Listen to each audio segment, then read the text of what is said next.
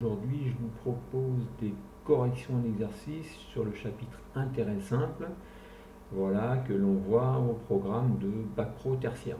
Alors, comme d'habitude, tout d'abord, vous allez trouver les énoncés des exercices ici. Et après, dans un second temps, je vais vous proposer la feuille avec la correction. Donc, à partir de ces exercices-là, vous pouvez par exemple relever ça, essayer de les faire, et après, regarder les corrections. Enfin, voilà, vous vous arrangez au mieux pour vous. Donc, je vous propose 3 exercices. Un exercice 1 est là. Un exercice 2 avec des numéros qui correspondent à ce qui est recherché. Les résultats de 1, 2, 3, 4, 5 et 6. Et l'exercice numéro 3, où là on aura besoin d'exprimer l'intérêt et la valeur acquise en fonction d'un nombre de jours X de placement. Représenter ça graphiquement pour essayer de voir quand est-ce que les deux valeurs acquises sont identiques. Alors, correction de l'exercice numéro 1.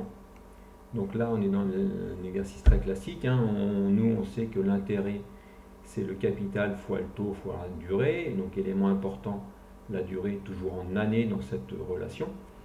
Donc, premier cas, on connaît le capital, la durée et le taux. On veut calculer l'intérêt. L'intérêt, c'est C fois T fois N. Donc, 1200 fois 6% fois 140 sur 360. Puisque pour un banquier, sur une année, il y a 360 jours. Donc, on obtient 28 euros. On nous demandait de vérifier que c'était bien 28, puisque l'info nous était donnée. On a bien vérifié que c'était 28. Deuxième cas, pour le deuxième placement, on ne connaît pas la durée, donc on va essayer de rechercher cette durée. On sait que la relation qui nous permettra de trouver la durée, c'est N égale I divisé par C fois T.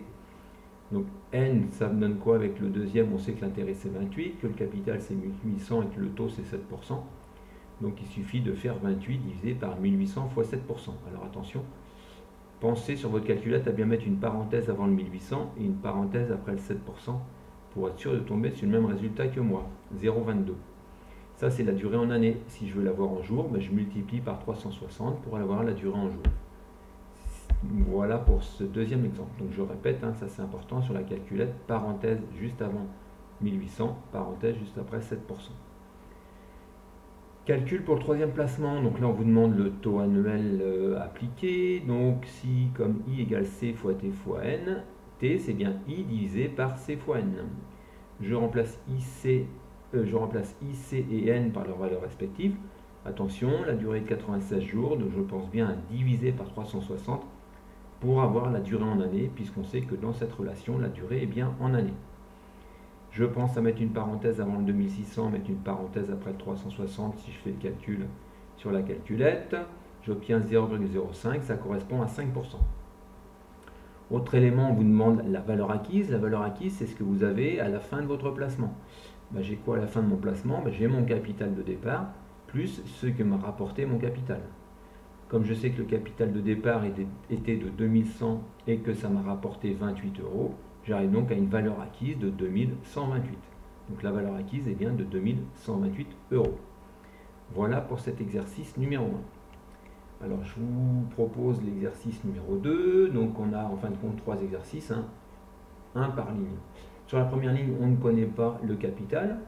C, on sait que c'est I divisé par T fois N. Je remplace I, T et N par leurs valeurs respectives. Là j'ai bien 9 sur 12 parce que c'est 9 mois. Et j'obtiens un capital de 40 000 euros. La valeur acquise, j'ai un capital 40 000 qui m'a rapporté 1800, donc j'arrive bien à 41 800. Petit 3, donc il me manque le capital. Alors C, on sait que c'est I divisé par T fois N, mais je ne connais pas le taux. Donc il va y avoir une autre façon pour trouver ce capital. Oui, regardez bien. On connaît la valeur acquise, ce qu'on en a à la fin de notre placement, et on sait ce que ça nous a rapporté. Donc si je fais ce que j'ai à la fin de mon placement, moins ce que ça m'a rapporté, j'obtiendrai bien ce que j'avais au départ, c'est-à-dire mon capital. Donc 36 610 moins 810, ça me donne bien 35 800. Voilà pour ce petit 3. Petit 4, donc maintenant on sait que T c'est I divisé par C fois N. On connaît I, on connaît C, on connaît N. Facile de calculer le taux. On n'oublie pas de multiplier par 100 pour l'avoir en pourcentage. Le troisième, très classique, I égale C fois T fois N. Donc je peux dire que I c'est 750 fois 9% fois 6 sur 24. Et donc je vais obtenir mon intérêt. Après on me demande la valeur acquise, je fais la somme, j'obtiens la valeur acquise.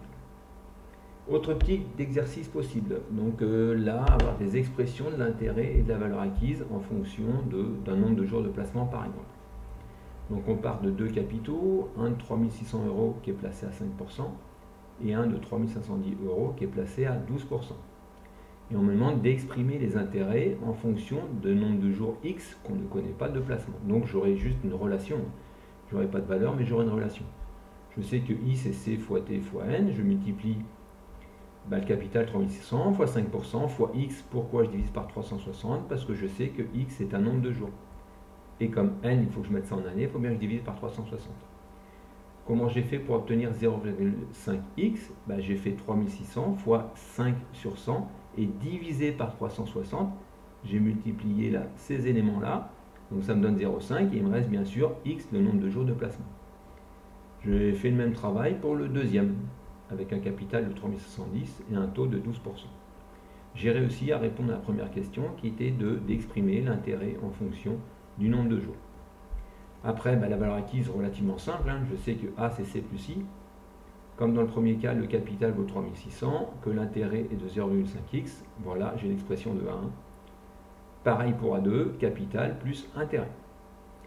On me demande ensuite de représenter cela graphiquement. Donc je prends la calculette, je vais rentrer en Y1 la première expression qui m'intéresse, celle de la première valeur acquise. En Y2, je mets la deuxième. Ensuite, je définis ma fenêtre. On me demande un nombre de jours compris entre 0 et 360, donc c'est pour x min 0, x max 360. Zoom 0 pour avoir la représentation graphique. J'observe que mon capital de 3510, comme j'ai plus d'intérêt chaque jour, il augmente plus vite que sur 3500 où j'en ai un petit peu moins. Et à un moment, ça va se croiser. Question d'après, qu'est-ce qu'il demandé? Pour combien de jours les deux valeurs acquises sont identiques? Donc il faut que je trouve le point d'intersection. Comment faire pour trouver le point d'intersection? Seconde trace, l'intersection c'est 5, et après 3 fois entrée. 1, 2, 3. Et là j'obtiens, normalement j'obtiens, voilà, ça y est, ça arrive, l'intersection. Donc c'est au bout de 134,3 jours. Bon, dans notre phrase de conclusion, donc on peut mettre c'est au bout de 134 jours que les deux valeurs acquises sont identiques. Donc ça sera à peut-être un centime près, mais elles sont quasiment identiques au bout de 134 jours. Voilà pour la correction de ces trois exercices.